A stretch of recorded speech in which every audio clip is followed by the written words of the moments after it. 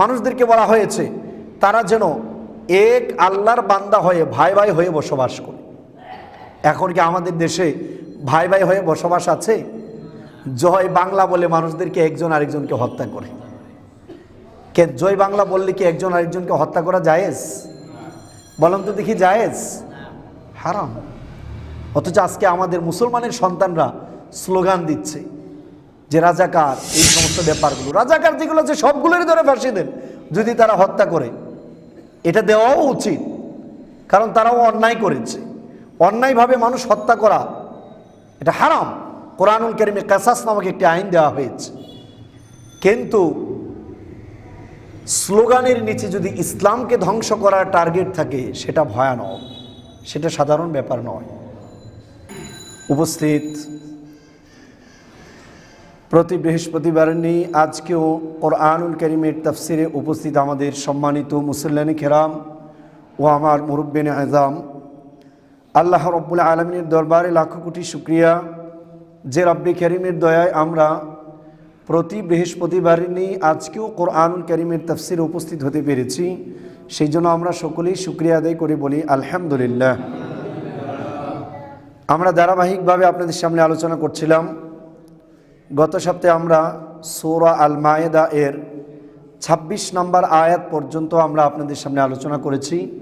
বানি ইসরাইলদের উত্থান পতন এবং জিহাদের প্রতি তাদের বিদ্বেষপনা ভাব, সে বিষয়গুলো আমরা আপনাদের সামনে ক্লিয়ার করেছিলাম। আজকে আমরা আপনাদের সামনে তিলাওয়াত করেছি কোরআনুল কারীমের সূরা আল মায়েদা ৫ নম্বর সূরার ২৭ থেকে ৩১ নম্বর আয়াত পর্যন্ত আজকে তিলাওয়াত করেছি। আজকের বিষয়টাও খুবই ইম্পর্টেন্ট ব্যাপার। আমাদের সমাজে মানুষদের বসবাস করতে গেলে বিভিন্ন সমস্যা হবে, তবে কোন কারণে বেশিরভাগ সমস্যা তৈরি হয় আজকের আলোচনায় সেই বিষয়গুলো চলে আসবে। কেন মানুষদের ভিতর বেশিরভাগ ক্ষেত্রে অশান্তি হয় এবং মারামারি, কাটাকাটি, হানাহানি, এই কারণগুলো এই ঘটনার ভেতর উল্লেখ করা হয়েছে। সেজন্য আজকে আমরা আপনাদের সামনে আলোচনা করব হাবিল আর কাবিলের ঘটনা এবং তার সাথে রিলেটেড অন্যান্য আনুষঙ্গিক বিষয়গুলো আমরা আপনাদের সামনে ক্লিয়ার করব।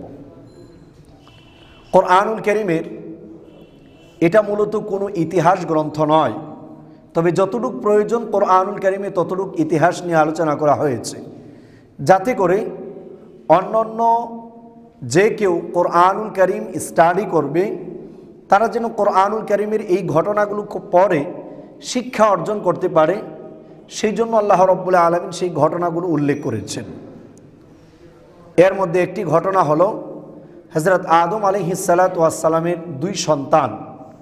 পৃথিবীর আবাদ শুরু মানুষদের মাধ্যমে আর পৃথিবীর বরবাদও শুরু মানুষদের মাধ্যমে। এই জন্য ফেরেশতারা আল্লাহ রাব্বুল আলামিনের কাছে মানুষ তৈরির পূর্বেই অ্যাপ্লিকেশন করে বলেছিল, ইয়া রব, আমরাই তো আপনার ইবাদতের জন্য যথেষ্ট, আপনি আবার মানুষ তৈরি করছেন কেন? তখন আল্লাহ রাব্বুল আলামিন বলেছিলেন, ইন্নী আ'লামু মা লা তা'লামুন, আমি আল্লাহ রাব্বুল আলামিন যা জানি তোমরা তা জানো না। হযরত আদম আলাইহিস সালাতু ওয়াস সালামের দিয়েই আবাদ হয় পৃথিবীর।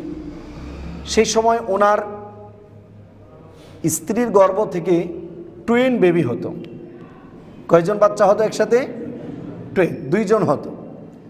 প্রত্যেক বাড়ি যত বাচ্চা জন্ম নিত সব বাচ্চাগুলো ছিল আপনার টুইন। আর সেই টুইনে একাধারে 2 জন পুরুষ হতো না, একজন হতো ছেলে আরেকজন মেয়ে।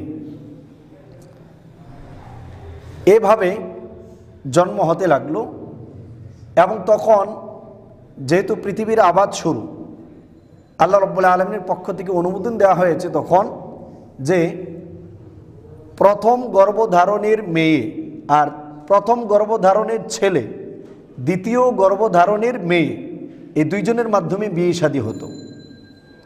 আর সেভাবেই এই পৃথিবী আবাদ শুরু হয়। সেটা হলো অবস্থার পরিপ্রেক্ষিতে আল্লাহ রাব্বুল আলামিন এই আদেশ দিয়েছিলেন, কিন্তু বর্তমান জায়েজ, হারাম। প্রথম ঘটনায় কোরআনুল কারীম উল্লেখ করা হয়েছে, শুরু হয়েছে নারী কেলেঙ্কারি ব্যাপার নিয়ে, 1 নাম্বার। 2 নাম্বার, শুরু হয়েছে মারামারি আর কাটাকাটি, হিংসা আর বিদ্বেষের কারণে। কিসের কারণে? হিংসা আর বিদ্বেষের কারণে। চলুন আমরা ঘটনাটা আপনাদের সামনে আয়াতগুলো পড়ে ক্লিয়ার করে নেই, তারপর আমরা এক এক করে কারণগুলো আপনাদের সামনে তুলে ধরবো ইনশাআল্লাহ। আল্লাহ রাব্বুল আলামিন আমাদের রাসূলকে লক্ষ্য করে বলছেন, وَاتْلُ عَلَيْهِمْ نَبَأَ بَنِي آدَمَ بِالْحَقِّ إِذْ قَرَّبَا قُرْبَانًا فَتُقُبِّلَ مِنْ أَحَدِهِمَا وَلَمْ يُتَقَبَّلْ مِنَ الْآخَرِ وَاتْلُ عَلَيْهِمْ, নবী আপনি তিলাওয়াত করুন, পড়ুন, আলাইহিম এই মানুষদের উপর, নাবাআ বানি আদম বিল হক, হযরত আদম আলাইহিস সালাতু ওয়াস সালামের দুই সন্তানের ঘটনা, এটা আপনি মানুষদের সামনে তিলাওয়াত করে শোনান।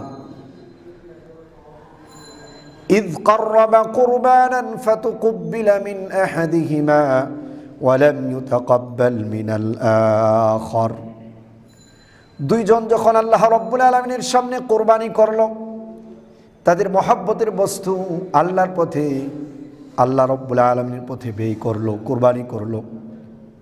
ফাতুকুব্বিলা মিন আহাদিহিমা, একজনের কাছ থেকে এই কোরবানি গ্রহণ করা হলো, ওয়ালাম ইউতাকাব্বাল মিনাল আখার, কিন্তু আরেকজনের কাছ থেকে গ্রহণ করা হয় নাই। যার কাছ থেকে গ্রহণ করা হয় নাই সে রাগে ক্ষোভে গুসায় তার ভাই যার কোরবানি আল্লাহ রাব্বুল আলামিন গ্রহণ করেছেন তাকে বলল, ক্বালা লাআকতুলান্নাক, ভাই শোনো, আমি তোমাকে বাঁচতে দেব না, আমি তোমাকে মেরে ফেলব। এবার যিনি যার কোরবানি আল্লাহ রাব্বুল আলামিন কবুল করেছেন ওনার ভাষা কি দেখেন, উনি বলেন, ইন্নামা ইয়াতাকাব্বালুল্লাহু মিনাল মুত্তাকিন, আল্লাহ রাব্বুল আলামিন মুত্তাকিনদের পক্ষ থেকে কোরবানিগুলো কবুল করেন। তুমি তাকওয়াদার ছিলে না বিদায় আল্লাহ তোমার কোরবানি কবুল করেন নাই, তুমি আমার উপর রাগ করছো কেন? দেখেন মুসলমান যে আল্লাহকে বিশ্বাস করে সে মানবতাকে কতটা বেশি গুরুত্ব দিয়ে থাকে, আর অমানুষরা মানবতাকে কোনোদিন গুরুত্ব দেয় না। কোরআন সুন্দরভাবে তুলে ধরেছে।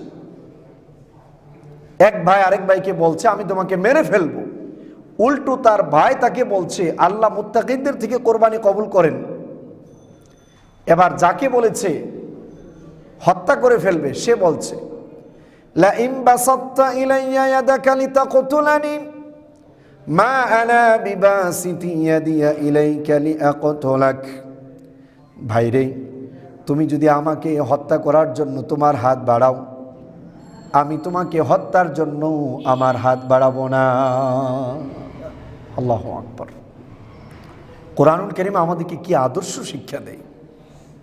লা ইন বাসাত্তা ইলাইয়া ইয়াদাক লিতাকতুলানি, তুমি যদি আমাকে মারার জন্য হাত বাড়াও, মা আনা বিবাসিতি ইয়াদিয়া ইলাইক লিআকতুলাক, আমি তোমাকে হত্যা করার জন্য হাত বাড়াবো না, কারণ ইন্নী আখাফুল্লাহ রাব্বাল আলামিন, আমি কেন তোমাকে মারতে যাব না? আমি আল্লাহ রাব্বুল আলামিনকে ভয় করি, যিনি বিশ্ব পালন কর্তা। আল্লাহর ভয় তাকে বারণ করছে ঝগড়া লাগা থেকে। এরপর হত্যা করলে ক্ষতি কার হবে? ভালো মানুষটা তার ভাইটাকে বুঝাচ্ছে, ইন্নী উরিদু আন তাবুআ বিইসমি ওয়া ইসমিক, ভাই হে শোনো, তুমি যদি আমাকে মেরেই ফেলো, আমি চাই তুমি তোমার পাপ আর আমার পাপ তোমার ঘাড়ে নিয়ে নাও। ফাতাকুনা মিন আসহাবিন নার, আমার পাপ আর তোমার পাপ তোমার ঘাড়ে নিয়ে তুমি জাহান্নামের অধিবাসীদের অন্তর্ভুক্ত হবে। ওয়া যালিকা জাযাউয যালিমিন, এটাই হলো মূলত জালেমদের প্রতিদান। কত সুন্দর নসিহত দিল এক ভাই, এখনো হত্যা হয় না, তারপরেও ওই ভাই তার ওই ভাইকে হত্যা করার জন্য সামনে পারল। আল্লাহ বলছেন, ফাতাওয়াআত লাহু নাফসুহু কাতলা আখি, তার অন্তরের প্ররোচনা আসলো তার ভাইকে হত্যা করার। ফাকাতালাহু ফাআসবাহা মিনাল খাসিরিন, সে তার ভাইকে মেরে ফেললো আর সে ক্ষতিগ্রস্ত লোকদের অন্তর্ভুক্ত হয়ে সকাল করলো। মারার পর ওই লাশটাকে কিভাবে সৎকার করবে সেই পদ্ধতি তার জানা নাই। কি করবে? লাশ নিয়ে ঘুরছে। فبعث الله غرابا يبحث في الأرض ليريه كيف يواري سوءة أخيه। অথবা আল্লাহ রাব্বুল আলামিন একটি কাক পাঠালেন, দুটি কাক পাঠালেন এই জমিনের উপর, যেই কাকগুলো একটা আরেকটাকে মেরে একটা আরেকটাকে সুন্দরভাবে সৎকার করলো জমিনের ভেতর, তার ভাইকে শিক্ষা দেওয়ার জন্য। এটা দেখার পর সে বলল, ইয়া ওয়াইলাতা, হায় আফসোস, আ'জাজতু আন আকুনা মিসলা হাযাল গুরাব, আমি কি এই কাকের মতো হতে পারলাম না? এর মানে মানুষের মস্তিষ্কে যখন রাগ ওঠে ওই মানুষ তখন আর মানুষ থাকে না, সেটা পশুর চাইতেও খারাপ হয়ে যায়। ফাওয়ারিয়া সাওআতা আখি ফাসবাহা মিনান নাদিমিন, সে তার ভাইয়ের লাশটাকে দাফন করলো আর সে সকাল করলো ক্ষতিগ্রস্ত লোকদের অন্তর্ভুক্ত অবস্থায়, লজ্জিত। রাগ উঠলো, এরপর একটা করে ফেললেন, তারপর ফলাফল যখন আসে তখন মানুষ বুঝে যে এটা আমি অন্যায় করেছি, এটা তো আগেই থামানো উচিত ছিল। এই হচ্ছে আয়াতের তর্জমা। মূলত হযরত আদম আলাইহিস সালাতু ওয়াস সালামের শরীয়তে ছিল ভাই বোনের বিয়ে, আগের ঘরের ছেলে অর্থাৎ প্রথম গর্ভের ছেলে আর দ্বিতীয় গর্ভের মেয়ে। তা হযরত আদম আলাইহিস সালাতু ওয়াস সালামের এভাবেই যমজ সন্তান হতো। হওয়ার পর তাদেরকে ওই দুই সাইড থেকে তিনি বিবাহে আবদ্ধ করতেন। কিন্তু দুইজনের, একজনের নাম হলো হাবিল, আরেকজনের নাম কাবিল। তো কাবিল হচ্ছে ছোট আর হাবিল হচ্ছে বড়। তা হাবিলের সাথে যে মেয়েটা জন্ম নিয়েছে আপনার, তার বিয়ে হবে কাবিলের সাথে, আর কাবিলের সাথে যে মেয়েটার জন্ম হয়েছে তার বিয়ে হবে হাবিলের সাথে। কিন্তু কাবিল যাকে বিয়ে করবে সে মেয়েটা একটু দামিমা, বাদামি রঙের, একটু ফর্সা কম, আর হাবিলের সাথে যে মেয়েটার বিয়ে হবে সে মেয়েটা একটু ফর্সা বেশি। এখন কাবিল জিদ ধরেছে যে সে তাকে বিয়ে করবে না, কালোটাকে বিয়ে করবে না, সে সাদাটাকেই বিয়ে করবে। সে যখন বারবার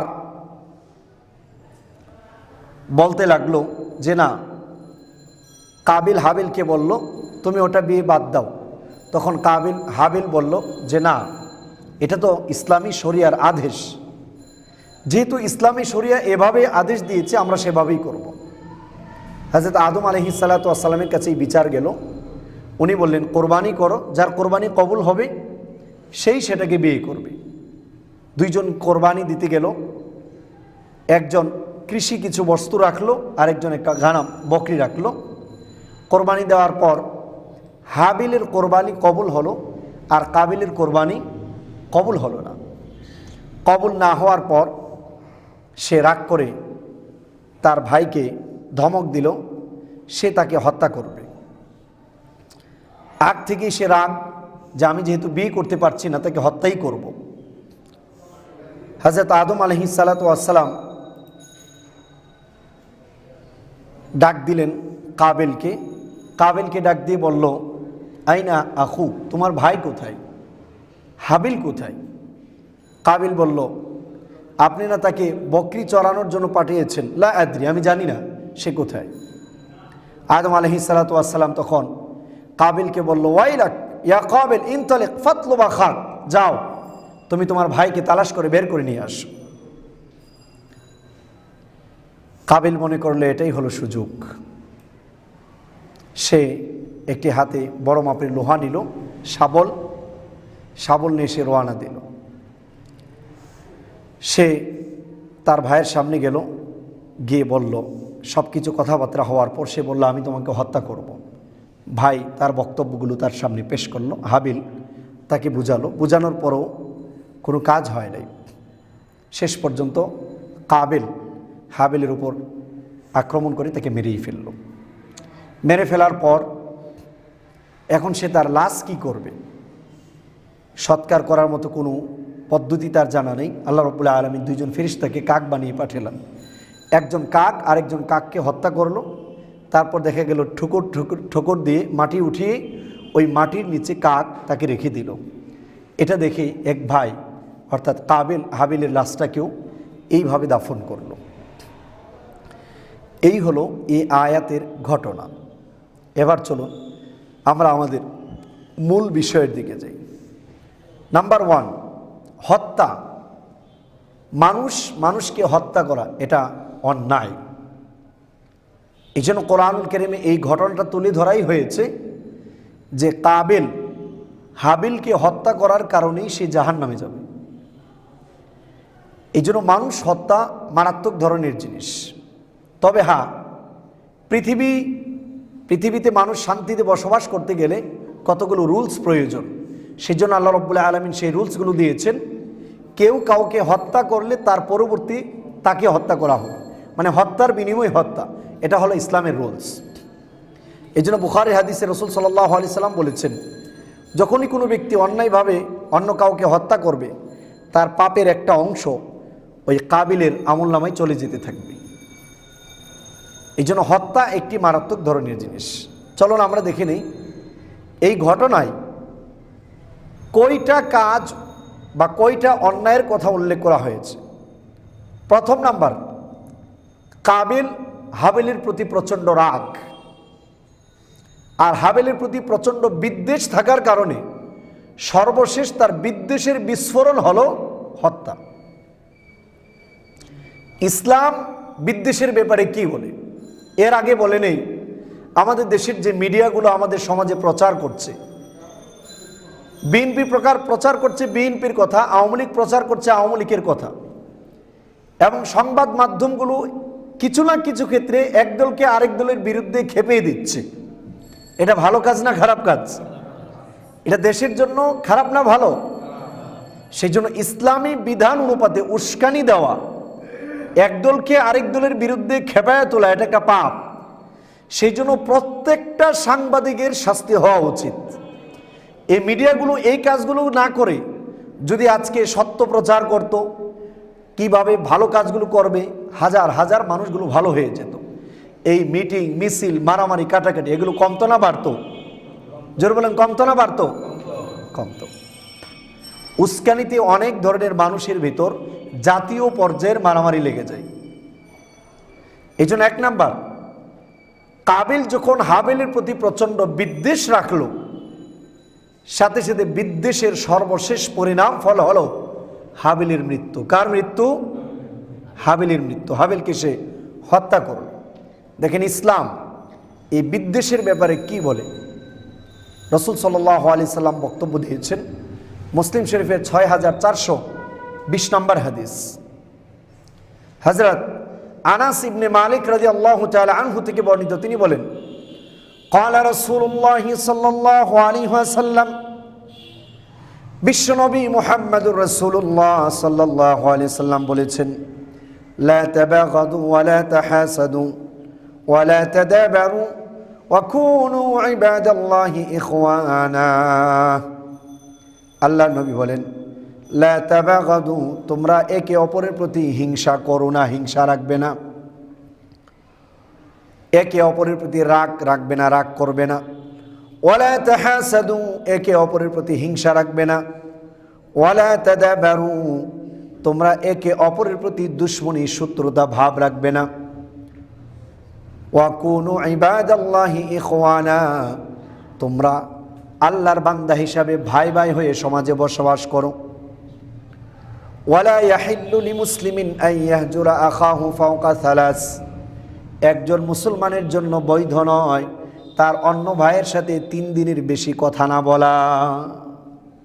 ইসলাম আদেশ দিচ্ছে, লা তাবাগাদু, তোমরা একে অপরের প্রতি হিংসা করবে না, বিদ্বেষ দিবে না। কিন্তু যখন ডান দল আর বাম দল হচ্ছে, আমাদের সমাজে হিংসা আর বিদ্বেষ বাড়ছে না কমছে? গণতন্ত্র এটা মুসলমানদের জন্য কোনো উপকারী বিষয় নয়। এর মাধ্যমে মুসলমানদের ভেতর পুশ করা হয়েছে, তাদের ঐক্যতাকে বিনষ্ট করে ধ্বংস করে দেওয়া হয়েছে। মুসলমান যখন পরিচয় দেবে আনা মুসলিম, আমি একজন মুসলিম, সে প্রথম নাম্বার বলবে আনা আব্দুল্লাহ, I am servant of Allah, আমি হলাম আল্লাহর গোলাম, আমি কোনো মানুষের গোলাম নয়। কিন্তু সে জায়গায় আমেরিকা এবং ইহুদিরা, জায়নিজম, জিউস, এই ইহুদিরা গণতন্ত্রকে মুসলিমদের ভিতর প্রমোট করতে চায়। কেন?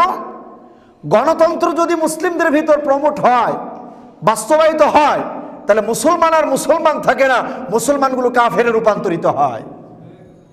কারণ তখন আর ইহুদিরা এই দেশে আক্রমণ করতে আসবে না, একজন মুসলিম আরেকজন মুসলিমকে কেটে টুকরো টুকরো করবে। তার বাস্তব ফলাফল আমাদের দেশে আমরা দেখতে পাই কি পাই না? প্রত্যেকটা দল যখন ক্ষমতায় আসে, এক দল আরেক দলকে পাঠার বলি বানায় কি বানায় না? এই হত্যাগুলো এই কারণেই হচ্ছে, কারণ প্রত্যেকটা দল তার নিজের মতামতকে প্রকাশ করতে গিয়ে দ্বিতীয় দলের প্রতি বিদ্বেষ প্রচারণা করে, আর অটু বিদ্বেষের ফলশ্রুতি হলো হত্যা। যেই সমাজে হত্যা রানিং থাকবে, লাগাতার থাকবে, সেই সমাজে কোনোদিন শান্তির আশা করা যায়। সেই জন্য ফান্ডামেন্টাল, আজকে আওয়ামী লীগ বলেন, বিএনপি বলেন, জামাত বলেন, এগুলো তো রাজনৈতিক দল, কিন্তু এর আগে আমাদের মুসলমানদের চিন্তা করা উচিত আমাদের ভেতর যে বিষ প্রয়োজন ঢুকানো হয়েছে সেটার ফলাফল আজকে আমরা কোথায় দাঁড়িয়েছি। এক ভাই আরেক ভাইকে দেখতে পারে না, একই সাথে ব্যবসা করে, দুই দলের কারণে দুই দলের একজন আরেকজনের প্রতি মিথ্যা মামলা আছে না নেই? জোরে বলেন আছে না নেই? আছে। তাহলে আপনি যে বলছেন যে গণতন্ত্রের মাধ্যমে শান্তি আসবে, কিভাবে শান্তি আসবে? ইম্পসিবল ব্যাপার, এটা আদৌ সম্ভব নয়। এই জন্য আল্লাহর নবী বলে গিয়েছেন, লা তাহাসাদু, তোমরা একে অপরের প্রতি হিংসা রাখবে না। হিংসা রাখা হালাল না হারাম? জোরে বলেন হালাল না হারাম? সুতরাং যে কোনো বিষয় নিয়ে মুসলমান মারামারি লাগবেন না বন্ধ করবেন? মারামারি লাগবেন না বন্ধ করবেন? বন্ধ করা লাগবে। যেন আমাদের দেশে ইসলামিক দলগুলোর ভিতরে এক দল আরেক দলের প্রতি হিংসা রাখার কারণে এর ফলশ্রুতিগুলো বাকিদের ভিতর আরো বেশি পড়েছে। অথচ আল্লাহর নবী বলেছেন এটা কবিরা গুনাহের অন্তর্ভুক্ত। লা তাবাগাদু, তোমরা একে অপরের প্রতি রাগ করবে না। দেখা যাচ্ছে আমার সাথে আপনার মতামত মিলে না, আমার চোখ দুইটা আপনার প্রতি এমন ডাগর ডাগর হয়ে তাকিয়ে আছে। আছে না নেই? একজন আরেকজনের ব্যাপারে উল্টা প্ররোচনা, আরে উনি তো অমুক দলের লোক, ওনার কাছেই যাওয়া যাবে না, জাহান্নামের চৌরাস্তার মনে মনে যে পাঠায় রাখছে একেবারে। চিন্তা করেন, এই জন্য গণতন্ত্রের ফলশ্রুতি হবে মুসলমানরা নিজেরা নিজেরা মারামারি করবে। আর মুক্তিযুদ্ধ তো হয়েছে শেষ। পাকিস্তান আক্রমণ করেছিল, এটা অন্যায় করেছিল। যে পাকিস্তান অন্যায়ভাবে মুসলমানদের উপর আক্রমণ করেছে, এটা অন্যায় করেছে। কিন্তু পাকিস্তান থেকে শাসন হওয়ার পর আমাদের নিজেদের কি অর্জন হয়েছে সেটাও তো দেখার ব্যাপার। প্রত্যেকটা দেশের স্বাধীনতা অর্জন করার পর তার নিজস্ব ক্রিয়েটিভিটি থাকে, তার নিজস্ব কতগুলো কার্যক্রম থাকে। পাকিস্তান থেকে শাসন হওয়ার পর যদি আমরা ভারতের গোলাম হয়ে যায় তাহলে তো এটা আদৌ স্বাধীনতা বলা হয় না। কিন্তু এখন যেটা হচ্ছে একটা স্লোগান, যে মুক্তিযুদ্ধ চেতনা দিয়ে মানুষদেরকে দুইটা পার্টে পাঠ করা হচ্ছে। যে রাজাকার আছে রাজাকার ধরে ফাঁসি দেন, অন্যায় করেছে কোনো সমস্যা নাই, এটা ইসলামের বিধান। কোনো মানুষ যদি অন্যায়ভাবে অন্য কাউকে হত্যা করে, হত্যার বিনিময়ে কি হবে? যেটা বললাম, হত্যার বিনিময়ে কি হবে? এটা ইসলামের আদেশ। কিন্তু অন্যায়ভাবে যদি কেউ কোনো মানুষকে হত্যা করে, সেটার ব্যাপারেও তো ইসলামের বাণী রয়েছে। এখানে রাজাকার আর পাকিস্তান কোনো ব্যাপার নয়, বড় ইন্টারন্যাশনাল ষড়যন্ত্র হলো বাংলাদেশে ইসলাম প্রতিষ্ঠার জন্য সবচেয়ে বড় বাধা এই বাণীগুলো। যে মুসলমানদের ভিতর মুসলমানরাই যেন ইসলাম কবুল না করে, তারাই যেন কোরআন এবং হাদিসগুলোকে অস্বীকার করে, এই গণতন্ত্রের মাধ্যমে বাংলাদেশে সেই ব্যবস্থাপনা করা হয়েছে। এই জন্য লাভ দিতে যায় না কেউ, বলে আপনি পাকিস্তানের পক্ষে আর ভারতের পক্ষে আর বাংলাদেশের পক্ষে। মাথা ভালোভাবে খাটিয়ে তারপর কাজ করেন, আপনার নিজের কি আছে সেটা চিন্তা করেন। নাম্বার ওয়ান, আমরা মুসলিম, এটা আমাদের পরিচয়। এটা যদি গায়ে বুলেটও লাগে তো এটা পরিবর্তন হবে না, কারণ আমরা জান্নাতে যেতে চাই, জাহান্নামে নয়। এই জন্য দেখেন আল্লাহ রাসূল সাল্লাল্লাহু আলাইহি সাল্লাম কি বলেছেন, লা তাহাসাদু, তোমরা একে অপরের প্রতি হিংসা করবে না। এই জন্য হিংসার উৎস হচ্ছে মুসলমানদের ভিতরে ইফতিরাক, দলাদলি চালিয়ে দেওয়া। যখনই দলাদলি শুরু হয়েছে আর হিংসার মূল উৎস আমাদের সমাজে উঠে বসেছে। সুতরাং এই মূল উৎসটাকে উপরে ফেলতে হবে। তাহলে আমাদের সমাজের সব কিছু পরিবর্তন হয়ে যাবে ইনশাআল্লাহ। 1 নাম্বার, এই জন্য হাবেল হত্যা হওয়ার প্রথম নাম্বার কারণ হলো কি? হিংসা। বলেন, প্রথম নাম্বার কারণ কি? হিংসা। যেই হিংসার আগুনে জ্বলে পড়ে কাবেল হাবেলকে হত্যা করেছে, সেই হিংসার আগুনে জ্বলে পড়ে আমাদের সমাজেও একজন মানুষ আরেকজনকে হত্যা করছে, আছে না নেই? সুতরাং যেই কারণে কোরআনুল কারীমে যেই হিংসাকে হারাম ঘোষণা করা হয়েছে, সেই হিংসা বাংলার জমিনে উঠবে, সেটা পৃথিবীর বাংলার জমিনের অন্তত আলেমুল আমাদের উচিত নয় যে হিংসাকে লালন করা, বরং তাদের উচিত হলো হিংসাকে ধ্বংস করার জন্য কার্যক্রমগুলোকে পরিচালনা করা, যে কিভাবে মুসলিমদের ভিতর ভ্রাতৃত্বতা বোধ আসবে। এই জন্য আল্লাহ রসুল বলেছেন, ওয়াকুনু ইবাদাল্লাহি ইখওয়ানা, তোমরা আল্লাহর বান্দা হয়ে ভাই ভাই হয়ে বসবাস করবে। যখনই মানুষ আল্লাহকে এক বলে স্বীকার করবে আর ভাই ভাই হয়ে বসবাস করবে, তখন একজন মানুষ আরেকজন মানুষকে হত্যা করতে যাবে, তখন শান্তি পাওয়া যাবে।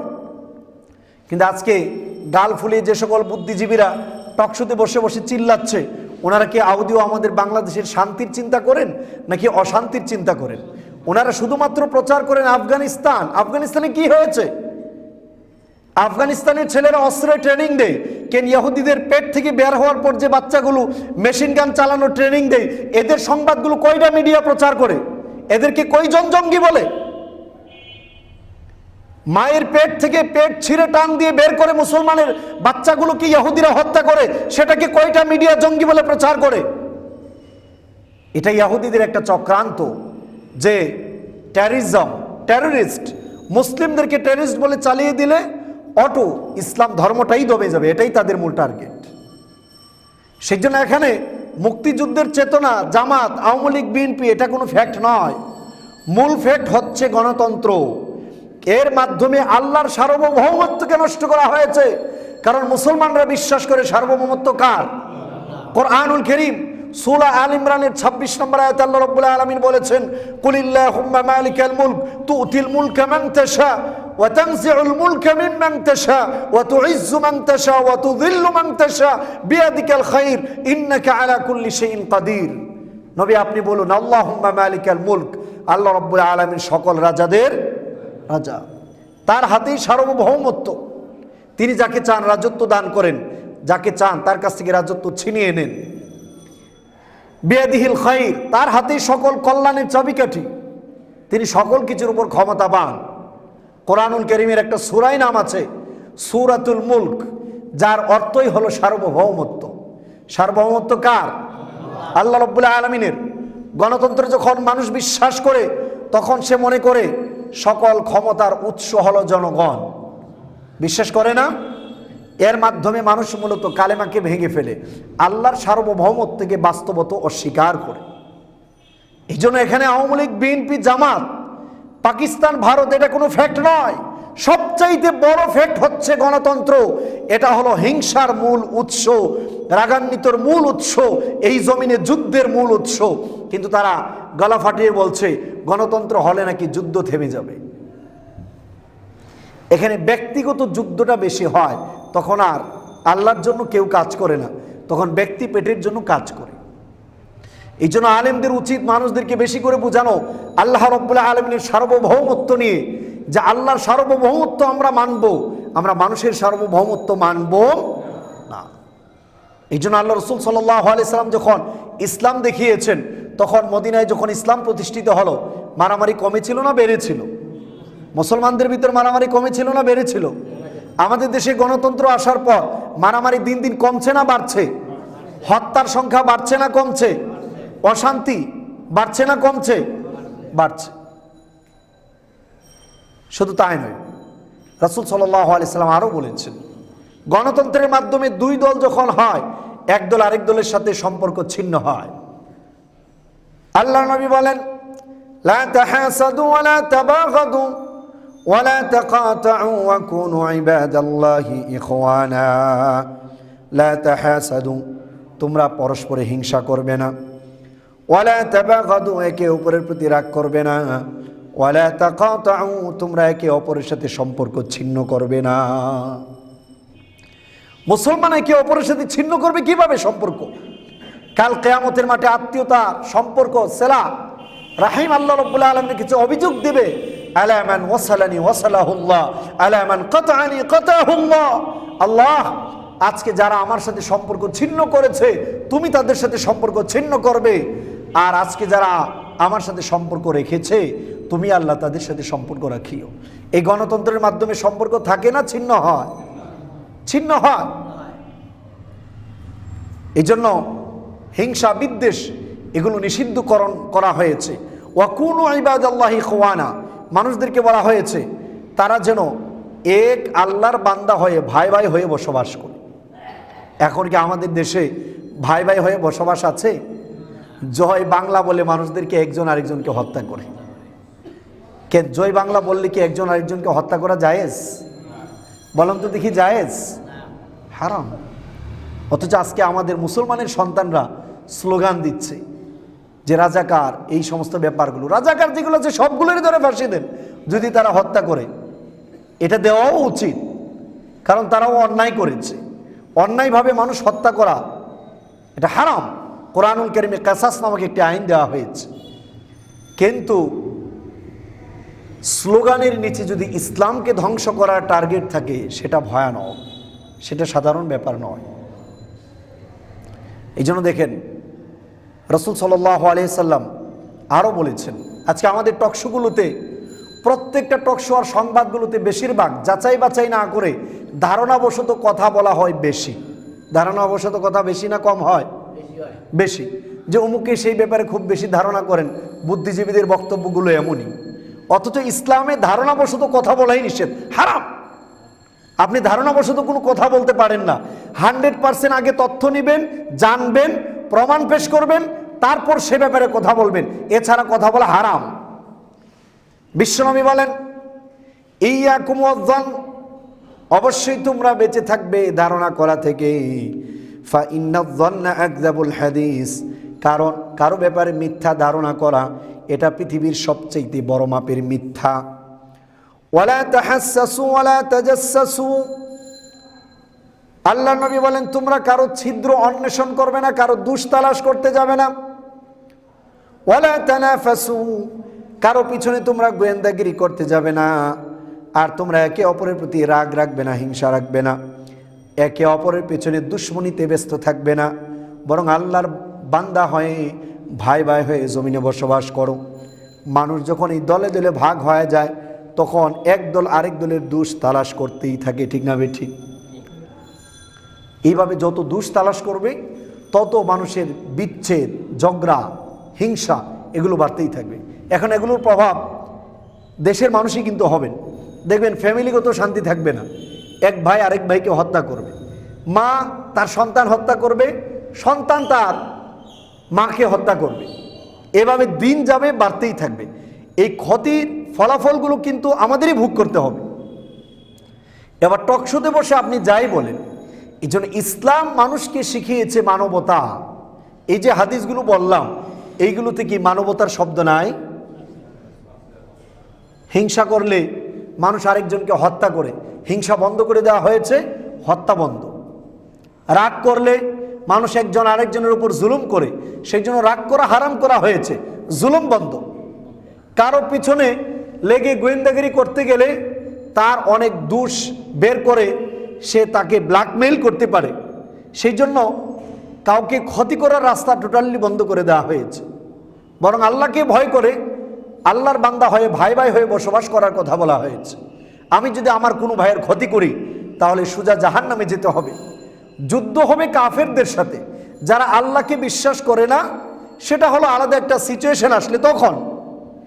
কিন্তু স্বাভাবিকভাবে যখন সমাজে বসবাস করবে তখন একজন আরেকজনের নিরাপত্তা পেতে হলে ইসলাম যেভাবে বলেছে সেভাবে ছাড়া সম্ভব নয়। আপনি আমেরিকাকে মডেল তুলবেন যে আমেরিকা অনেক সুন্দর রাষ্ট্র, আমেরিকা সুন্দর রাষ্ট্র, সে তার দেশের সব কিছু ঠিক আছে, কিন্তু সে অন্য দেশে এসে মুসলমানদের বাচ্চাগুলোকে হত্যা করছে, সেটার বৈধতা কে দিয়েছে? সেই জন্য আদর্শ কাকে মানবেন? কোন দেশকে আপনি আদর্শ দেখবেন? আদর্শ দেখবেন হলো ধর্মীয় গ্রন্থ হিসাবে, সেখানে মানবতা নামক কথাগুলো কি বলা হয়েছে। এই জন্য রাসূল সাল্লাল্লাহু আলাইহি সাল্লাম যখন আসলেন, আরবের ভেতর কিভাবে হিংসার বিদ্বেষ থেমে গেল দেখেন। আরবের জাতিটার একটা স্বভাবজাত চরিত্র ছিল, তারা যুগ যুগ যাবৎ এক দল আরেক দলের বিরুদ্ধে যুদ্ধে লিপ্ত হতো। হযরত খালিদ বিন ওয়ালিদকে আল্লাহ রাসূল সাল্লাল্লাহু আলাইহি ওয়াসাল্লাম ইয়েতে পাঠালেন, আপনার যাকাত তোলার জন্য।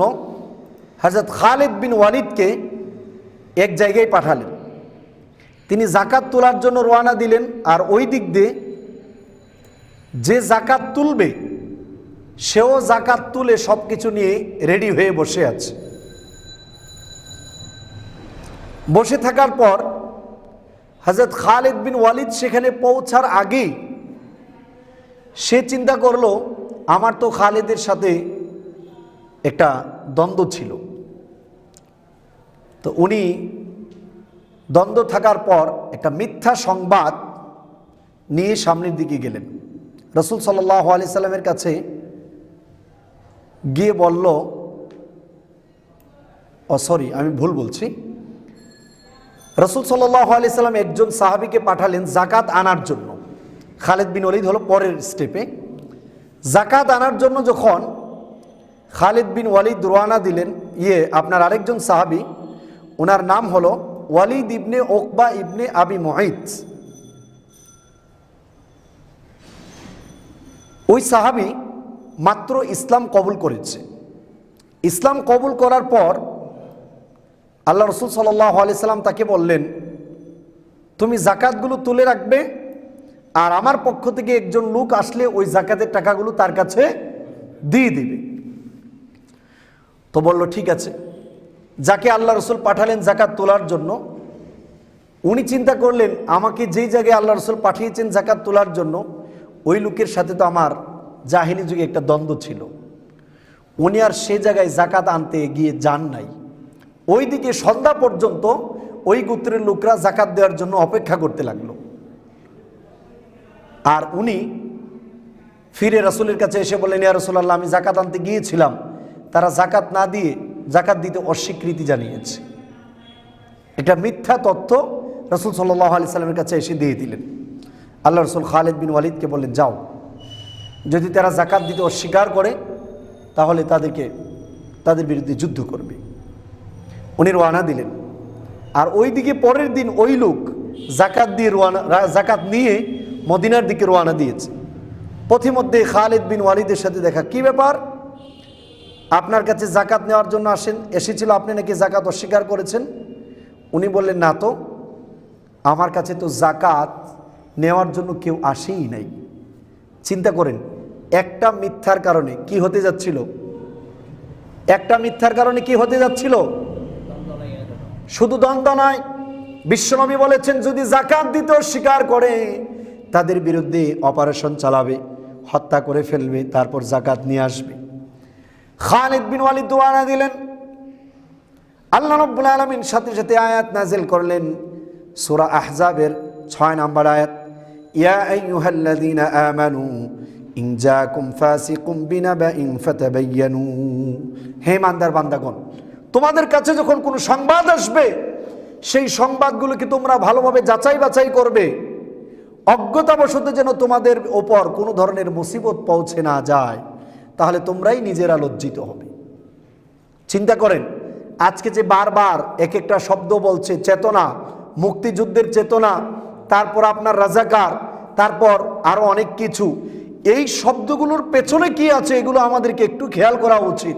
আওয়ামী লীগ করেন, বিএনপি করেন, জামাত করেন, এটা আপনার ব্যক্তিগত ব্যাপার, কিন্তু আমরা যারা মুসলমান আছি আমাদের প্রত্যেকটা জিনিস দেখা দরকার কোরআন এবং সুন্নাহর মাধ্যমে। কারণ ইসলামে মুসলমানে মারামারি হারাম না হালাল? জোর বলেন, হারাম না হালাল? মিথ্যা সংবাদের মাধ্যমে একজন আরেকজনের প্রতি খারাপ ধারণা করা হারাম না হালাল? হারাম। আজকে আমাদের দেশে এগুলো হচ্ছে কি হচ্ছে না? হচ্ছে। এই জন্য যখনই হাসাদ, হিংসা আর মিথ্যা সংবাদ প্রচার হবে তখন সেই সমাজের ভেতর দ্বন্দ্ব বাড়বে না কমবে? বাড়বে। এই জন্য আলেমদের কাজ হলো সাবলীল ভাষায় মানুষদের সামনে আল্লাহর সার্বভৌমত্বকে তুলে ধরা, আল্লাহর দ্বীনকে মানুষের সামনে তুলে ধরা, নট পাকিস্তানের পক্ষ নেওয়া অথবা ভারতের পক্ষ নেওয়া এটা আলেমদের কাজ নয়। আলেমদের কাজ হলো আল্লাহ কি বলেছেন, আল্লাহ রসুল কি বলেছেন, জনগণের সামনে সেই ব্যাপারগুলো তুলে ধরা। আওয়ামী লীগ কি করলো, বিএনপি কি করলো, জামাত কি করলো, এগুলো আলেমদের কাজ নয়। আলেমদের কাজ হলো আওয়ামী লীগ হন, বিএনপি হন, জামাত হন, আপনাকে আমাকে আগে কোরআন এবং সুন্নাহ মানতে হবে। ঠিক না ভাই? ঠিক। আপনাকে আমাকে আগে আল্লাহর দেওয়া সার্বভৌমত্ব মানতে হবে। আমরা বলেছি লা ইলাহা ইল্লাল্লাহ, আল্লাহ ছাড়া আর কোনো ইলাহ নেই, আল্লাহ ছাড়া আমরা আর কোনো আইন মানি না। সুতরাং আমরা আল্লাহর সার্বভৌমত্ব ছাড়া মানুষের কোনো সার্বভৌমত্ব মানতে পারি। বরং আমাদের সমাজে যে গণতন্ত্র ঢুকানো হয়েছে, এই প্রয়োজনের মাধ্যমে মুসলমানদেরকে ধ্বংস করাই হলো মূল টার্গেট। এই জন্য আজকে আমাদের জাতি কোথায় গিয়েছে? মুসলমান ডাইরেক্ট এখন কোরআন এবং হাদিসের বিরুদ্ধে কথা বলে, মনে হয় যেন এটা স্বাভাবিক বিষয় নয়। না ভাই, স্বাভাবিক নয়। আপনি যখন কথা বলছেন একটু সাবধানতা অবলম্বন করেন। দেখেন, হাবিল আর কাবিলের লাইফ হিস্ট্রি পড়েন, ওদের যুদ্ধের কারণগুলো পড়েন। 2 নাম্বার কারণ হলো নারী কেলেঙ্কারি। মহিলার মাধ্যমে যত যৌনতা ছড়াবে সমাজে তত বাদাবাদি বাড়তেই থাকবে। এই জন্য বৈধ যৌনতার জন্য আল্লাহ রাব্বুল আলামিন বিবাহকে বৈধ করেছেন, বিবাহের মাধ্যমে হবে। কিন্তু এখন প্রত্যেকটা টেলিভিশনে দেখা যায় সেক্সুয়াল আলোচনাগুলো ওপেন করে দিয়েছে, যার কারণে আমাদের বাচ্চা কাচ্চাগুলো বেয়াদব হয়ে যাচ্ছে, নষ্ট হয়ে যাচ্ছে। আগে বাবা মা সন্তানকে যে নারী দেখি বিয়ে করাতো তাদেরকে বিয়ে করতো, এখন কি এটা আছে? এখন তো বাবা উল্টে গিয়ে জিজ্ঞেস করতে হয় সন্তানকে, বাবা তোমার কারো যদি পছন্দ থাকে আমাদেরকে একটু বলো। এর মানে যেই সম্মান বাবা পাওয়ার কথা ছিল, এখন বাবা তার আত্মমর্যাদার বয়ে সন্তানকে সেই সম্মান করতে হয়। ঠিক না বে? ঠিক। তারপর আমাদের দেশে এই ছাত্র রাজনীতির কারণে যেইভাবে নষ্টামি ঢুকেছে, বেয়াদবি ঢুকেছে, মানুষ আগে যেমন মুরব্বীদেরকে রেসপেক্ট করতো, এটা এখন আছে? বলেন, এটা আছে? আপনি আওয়ামী লীগ করেন, বিএনপি করেন, জামাত করেন, এটা আপনার ব্যক্তিগত ব্যাপার। আবারও বলছি, কারণ এখানে তো মিডিয়ার ভিডিও কিছু হলে এটাকে ক্লিপ কেটে তারপর আরেকজনের ব্যাপারে বিপরীত খুব মারাত্মকভাবে দাঁড় করিয়ে দেয় যে এটা মনে হয় জামাত, এটা মনে হয় মুক্তিযোদ্ধার বিপরীত, এটা মনে হয় বাংলাদেশের বিপরীত। সেই জন্য বলছি, এই যে দিন দিন আপনার আমাদের চারিত্রিকতার অবক্ষয়, এটাকে রোধ করবে কে?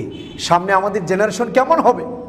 আমাদের জেনারেশন তো হওয়ার কথা ছিল উজ্জ্বল নক্ষত্র, যারা আমাদের এই দেশটাকে সুন্দর করে গড়ে তুলবে, যারা আমাদের সমাজের প্রত্যেকটা মানুষের ভিতর ভ্রাতৃত্ববোধ আর একে অপরকে সহযোগিতার হাত বাড়াবে।